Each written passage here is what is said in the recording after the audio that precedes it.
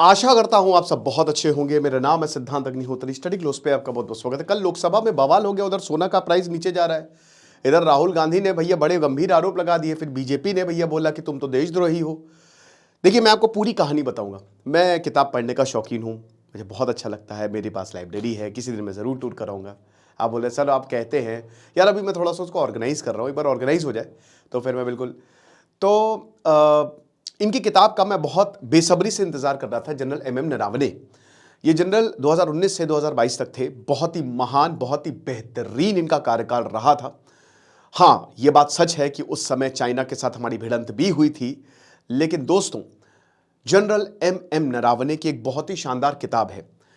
अब इसी किताब के ऊपर विवाद हुआ है। हम पूरी कहानी शुरू से देखेंगे। उस चैप्टर को मैंने पढ़ा, कारवां मैगजीन के उस आर्टिकल को मैंने पढ़ा जिस आर्टिकल को लिखा है सुशांत सिंह भाई। वो आदमी सही है, डिफेंस एनालिस्ट है और तगड़ा डिफेंस एनालिसिस करते हैं। फिर उसके बाद मेरा वर्डिक्ट क्या होगा। देखिए भाई, एक चीज बताओ कि पॉलिटिकल मुद्दों पे मैं उसी का साथ लेता हूं जो सही है। अब आप इसको जो भी समझे, क्योंकि आम तौर पे लोग पहले से ही अपनी आइडियोलॉजीज बना चुके हैं, तो उनको हर एक चीज वो एक ही लेंस से देखते हैं, वो दो दो लेंस से देखते ही नहीं। तो भाई मेरा तो, मैं सबकी तारीफ करता हूं, चाहे वो राहुल गांधी हो अगर वो अच्छा काम करेंगे, अरविंद केजरीवाल हो, चाहे वो पीएम मोदी हो, और अगर कोई बुरा काम करेगा तो उनकी बुराई भी करते हैं। लेकिन अब भाई जैसे लिख लो, आपके अपने हिसाब से है। आइडियोलॉजी को थोड़ा सा साइड में रख के मेरे ख्याल में आपको खोल के विजन थोड़ा सा ब्रॉड रखो ताकि समझ सको कि प्रॉब्लम क्या है। तो अब जो मैं आपको बताने वाला हूं, इसके बाद आपको प्रॉब्लम बिल्कुल समझ में आएगी। तो इससे पहले हम आगे बढ़े, बता दूं कि ग्राफिक डिजाइनिंग का हमारा बहुत ही शानदार कोर्स है। एक दिन के लिए हमने कोर्स को और एक्सटेंड किया है। ई बुक आपको बिल्कुल मिलेगी और आप इस कोर्स को अवेल करिए। डिस्क्रिप्शन कमेंट बॉक्स में लिंक है। देखो, ये बहुत ही शानदार किताब है। मेरा आपसे वादा है, जिस दिन ये किताब रिलीज होगी, जिस दिन ये किताब पब्लिश हुई, हमारे देश के सबसे बड़े पब्लिशर पेंगुइन के पास है ये भी, तो वो पब्लिशर है, तो 4 स्टार्स ऑफ डेस्टिनी ऑटोबायोग्राफी है जनरल एम नरावने। देखिए, डिफेंस सबसे गजब इंफॉर्मेशन किसके पास है? जो वहां पे काम कर रहा है। ज्यादातर जो मेजर जनरल्स हैं, ब्रिगेडियर्स हैं, कर्नल्स हैं, वो इस तरीके की किताबें लिखते हैं। ठीक है, तो जनरल नरावने की भी किताब जो है 4 स्टार्स ऑफ डेस्टिनी, क्योंकि 4 स्टार होता है जनरल के पास, ठीक है, सबसे बड़ी पोस्ट फील्ड मार्शल होती है। तो उसके बाद मनोज मुकुंद नरावने की ये किताब अभी तक पब्लिश नहीं हुई है। ये कंप्लीट हो गई थी 2022 में, अब ये रिटायर हो गए। 2022 के बाद दोस्तों क्या हुआ कि अग्निवीर स्कीम आई। पर्सनली मैं अग्निवीर की, ये जो अग्निवीर स्कीम है, इसके फेवर में मैं नहीं हूं। मेरे हमेशा से मैंने इसको अपोज किया है और मैं बहुत ज्यादा इसके फेवर में नहीं हूं। तो अब ये जो स्कीम है, इस स्कीम को लेकर एम नरावने ने चिंता जताई थी और उन्होंने ये तक बोल दिया था, किताब में ऐसा लिखा था कि भाई ऐसा लगता है कि यहां पे जो वायुसेना और नौसेना, उनके ऊपर तो बिजली गिर गई है। तो इस किताब को लेकर काफी विवाद हुआ था, काफी चीजें बोली गई थी। ऑपोजिशन जो है उसने काफी आरोप लगाए थे सरकार के ऊपर। तो अब पहले तो इसको क्लियरेंस मिला। होता क्या है कि जब भी ऐसी किताब पब्लिश होती है तो वो ऊपर जाती है, मिनिस्ट्री के पास जाती है, उसको देखने के बाद कि कहीं इसमें कोई ऐसी इंफॉर्मेशन तो नहीं है जो हमारी नेशनल सिक्योरिटी को कॉम्प्रोमाइज करे, सब उसके बाद उसको पब्लिश किया जाता है। ठीक है ना। तो अब ये हो गया था, इसको क्लियरेंस मिल गया था, लेकिन फिर ये किताब विवादों में आ गई। अब 2024 में, मतलब 2024 की बात है, ये अभी भी किताब पब्लिश नहीं हुई है और अभी भी ये किताब क्लियरेंस का वेट कर रही है। तो अब आप बोलेंगे जब किताब पब्लिश ही नहीं हुई है तो फिर क्या हुआ? हुआ ये है कि जब भी किताब पब्लिश होनी होती है ना, जैसे सिद्धांत अग्निहोत्री अगर कोई किताब लिख रहे हैं तो वो बहुत लोगों के पास किताब भेजते हैं, पब्लिश होने से पहले पढ़ो इसको। तो उसकी पीडीएफ जो है वो बहुत लोगों के पास भेजी जाती है। अब क्योंकि डिफेंस की किताब है, तो जो पब्लिशर है पेंगुइन पब्लिशर, उन्होंने बहुत सारे लोगों के पास एक किताब भेजी। वो पीडीएफ जो है वो जर्नलिस्ट के पास जाती है, डिफेंस एनालिस्ट के पास जाती है, उसको पढ़ते हैं, फिर वो देखते हैं कि सब सही है, कोई प्रॉब्लम तो नहीं है, और उसके बाद वो अपना जो है वो व्यू देते हैं। राइट। तो ये किताब बहुत सारे डिफेंस एनालिस्ट के पास गई, जर्नलिस्ट के पास गई, लेकिन इस किताब का, ये किताब अभी पब्लिश नहीं हुई है। तो इस किताब का कुछ छाप नहीं सकते भाई, ये अंडरस्टैंडिंग होती है ना। छाप दिया तो फिर किताब किस बात की यार, वो बिकेगी ही नहीं। तो अब क्या हुआ कि एक चैप्टर कारवां मैगजीन ने अभी छाप दिया इसका और उस पर आर्टिकल लिख दिया। सुशांत सिंह ने लिखा ये। अब इस आर्टिकल में था क्या, इस चैप्टर में क्या था, तो इसकी बात कर लेते हैं। ये चैप्टर जो है वो 31 अगस्त 2020 की बात बताता है, जब हम लगभग चाइना से भिड़ गए थे रेचांगला पास। रात का 8:15 का वक्त था। उस समय जो नॉर्दर्न कमांड के जो मेन कमांडर थे, पहले एक चीज और मैं बता दूं कि मेन कमांडर, पाकिस्तान चाइना के साथ ना थोड़ा स्थिति अलग है। कैसे अलग है? जैसे चाइना के साथ कोई हमारा बॉर्डर नहीं है, ठीक है, चाइना ने कभी भी किसी बॉर्डर को रिकॉग्नाइज किया ही नहीं है। तो इससे प्रॉब्लम क्या है ना कि जब आपके पास बॉर्डर ही नहीं है तो फिर आप कहीं पे भी जा सकते हो और इस पर फिर बहुत दिक्कत होती है। हालांकि चाइना के साथ हमने बॉर्डर एग्रीमेंट किए हैं, इसके तहत हम एक दूसरे के ऊपर गोलियां नहीं चला सकते। याद रखिएगा, ये पॉइंट बाद में मैं लाऊंगा। We cannot fire bullet और टैंक्स और आर्टिलरीज ऑन चाइना, एग्रीमेंट के हिसाब से, ठीक है। तो इसीलिए जो गलवान, बैटल ऑफ गलवान पे मैंने लेक्चर भी लिया था, ठीक है। वो पता नहीं जो मूवी आ रही है वो क्यों आ रही है, मुझे तो नहीं लग रहा कि भाई उस मूवी में कुछ जस्टिस होगा। अब बाकी देख सकते हैं, सलमान खान की मूवी है वो। आर्मी की मूवीज़ को जब भी आप बनाते हैं तो आर्मी स्टाइल में बनना है तो ज़्यादा बढ़िया है। अभी 120 बहादुर मुझे काफ़ी अच्छी लगी थी। तो अभी क्या है ना कि यहाँ पे बुलेट नहीं फायर करनी है, ये एग्रीमेंट हुआ, ठीक है। अब क्या है कि भाई देखो, पाकिस्तान में ऐसा कुछ नहीं है।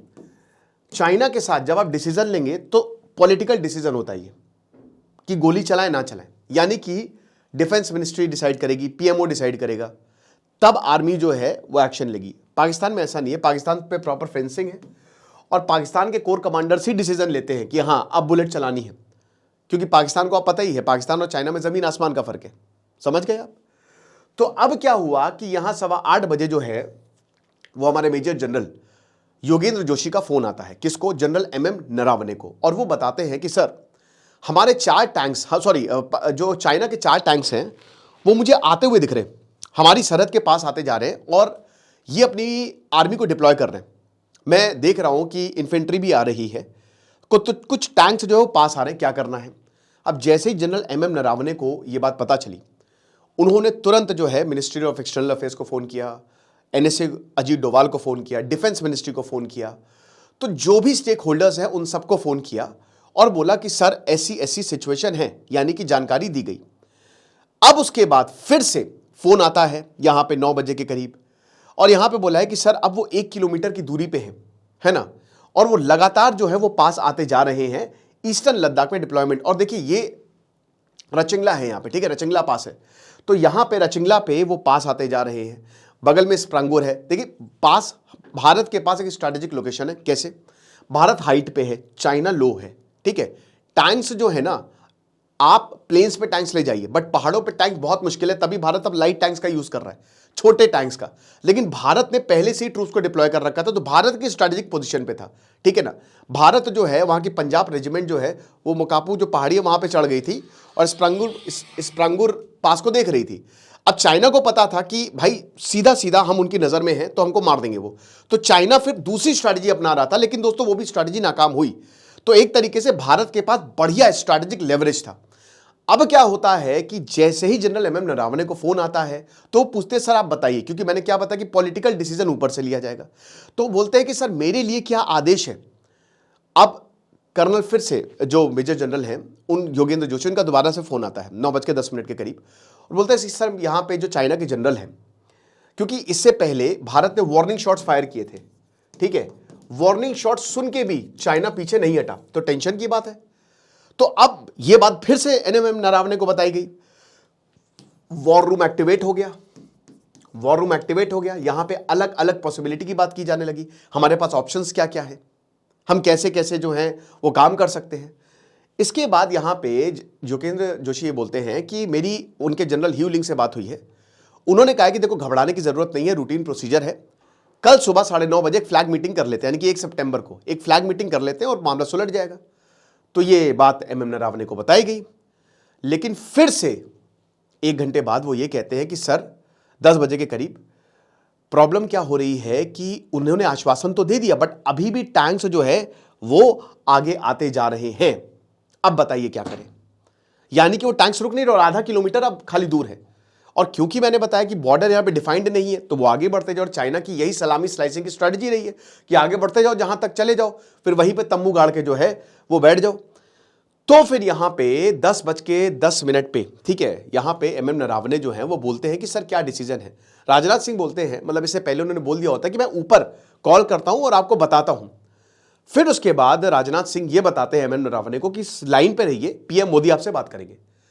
PM मोदी ने MM नरावने से बात की और PM मोदी ने यह बोला कि आपको जो उचित लगे वो करिए, समझ रहे हो। इस पे विवाद हुआ है, 2 चीज पे यहां पे राहुल गांधी ने मुद्दा उठाया, उस पर भी अभी हम आएंगे। एक तो ये जो टैंक आ गए और दूसरा इस पे विवाद, यही जो उचित लगे वो करिए। तो अब यहां पे एम नरावने अपनी किताब में लिखते हैं कि मैं थोड़ा सा मतलब मैंने गहरी सांस ली, क्योंकि अब पूरा कंट्रोल मेरे पास था और आर्मी को कंट्रोल दे दिया गया था। और उसके बाद फिर मैंने मैप्स लगाए और 10:30 बजे के करीब हम लोग आकलन करने लगे, सारे देखने लगे, सारे पॉइंट्स को देखने लगे। तो मैंने यहां पे डिसीजन ये दिया, ये बोला कि देखो हम पहला राउंड फायर नहीं करेंगे, क्योंकि अगर हमने पहला राउंड फायर किया तो हमको एज एन एग्रेसर दिखाया जाएगा कि हम एग्रेसर हैं, ठीक है। और यही कैलाश मानसरोवर में पीएलए में पहला राउंड फायर किया था, तो अभी हमको एज एन एग्रेसर जो है वो नहीं दिखना है, तो हम पहला राउंड फायर नहीं करेंगे, हम पहली बुलेट नहीं चलेंगे। देखिए ये है इंडियन आर्मी। उन्होंने बोला कि आर्टिलरी ले जाओ, हमारे पास स्ट्रेटेजिक पोजीशन है, और जो देखिए उनके पास 4 ही टैंक है, हमारे पास पूरी की पूरी फौज है, तो सीधा मुंह जो है आर्टिलरी का वो सीधा उनकी तरफ कर दो, ठीक है, वो खुद हट जाएंगे। अब चाइना और भारत की आर्मी ये हेड टू हेड आ गई, और अगर गोलियां चलती तो वी आर इन वॉर, ये युद्ध हो जाता। तो एम नरावने बताते हैं कि भाई देखो ये कोई वॉर गेम्स नहीं था, ये कोई ऐसा सिनारियो नहीं था कि बस मजा आ जाएगा, ये जिंदगी और मरने का सवाल था। वहां पे सोल्जर्स थे और देश की बात थी। तो भाई जाहिर सी बात है कि युद्ध टालने की ही कोशिश की जाती है, बातचीत करने की कोशिश की जाती है, जब नहीं टलता है तो आ जाओ, लड़ लो, मर लो। ये पूरा का पूरा हिसाब रहा। बट वापस जो है जैसे ही चाइना ने ये देखा तो वापस जो है वो पीछे चलेगी, यानी कि एक सिंगल बुलेट।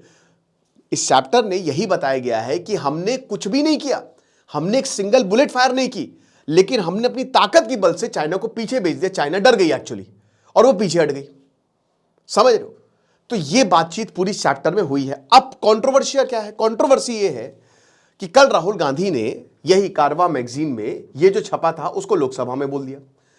अब लोकसभा में उन्होंने 2 पॉइंट यही कि जो चाइना के टैंक है वो अंदर तक आ गए, है ना, हमारी इधर तक आ गए, तो नेशनल सिक्योरिटी का ये मुद्दा है। और उसके बाद चूंकि ये अंदर तक आ गए और ये प्रधानमंत्री ने बोला जो उचित की लगे वो ठीक करिए, और इतना लेट क्यों हो गया डिसीजन में, ये राहुल गांधी ने आरोप लगाया। तो पहली बात तो राजनाथ सिंह, अमित शाह ने बोला कि ये किताब पब्लिश नहीं हुई है। अब जो किताब पब्लिश नहीं है तो आप उसको कोट नहीं कर सकते, ये गलत है।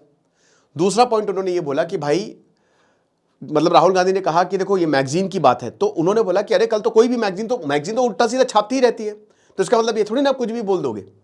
इस पर काफी ज्यादा बात हुई, काफी ज्यादा जो है वो लड़ाइयां हुई, काफी ज्यादा विवाद हुआ। इतना विवाद हुआ कि भैया कल स्थगित करनी पड़ी जो लोकसभा की आगे की बात थी, मतलब जो भी डिस्कशंस हुए। अब दोस्तों बात यह है कि भाई देखो जो उचित लगे वो कीजिए, तो इसमें मुझे तो कोई प्रॉब्लम नहीं है, मतलब यही तो बोलेगा, इसमें क्या दिक्कत हो सकती है। मुझे समझ में नहीं आ रहा है कि इसमें विवाद क्यों है। जो उचित लगे जो कीजिए। अगर मैं प्रधानमंत्री होऊंगा मैं भी यही बोलूंगा कि जो आपको सही लगे, मैं आपको पूरी पावर दे रहा हूं, आप करिए।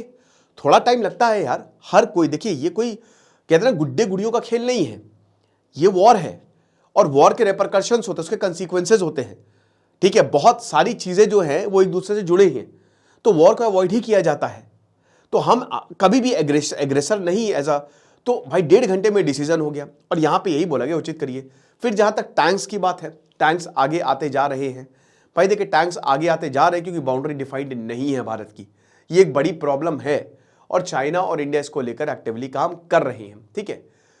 तो ये विवाद है पूरा का पूरा, आई होप आप समझे होंगे। लेकिन जिस दिन ये किताब जो है वो पब्लिश होगी, मैं आपको पहले दिन ही उसका रिव्यू दूंगा, ठीक है। तो चिंता की बात नहीं है। 4 स्टार्स ऑफ डेस्टिनी मैं भी वेट कर रहा हूं, इनफैक्ट अब तो और ज्यादा। अब तो आप ये मान के चलिए कि ये किताब जो है that is the centre of controversy, तो अगर इस तरीके का कुछ हो जाए तो ये और ज्यादा जाहिर सी बात है सेल होगी। और वैसे भी ऐसी किताबें जो है, मुझे बहुत अच्छी किताब लगती है इंडियाज मोस्ट फियरलेस, ठीक है, शिव अरोड़ की, बहुत बढ़िया किताब है वो, 2 के एडिशन आए हैं, तो मतलब अच्छा है। डिफेंस की किताबें जो हैं लोगों को पढ़नी चाहिए। Thank you so much.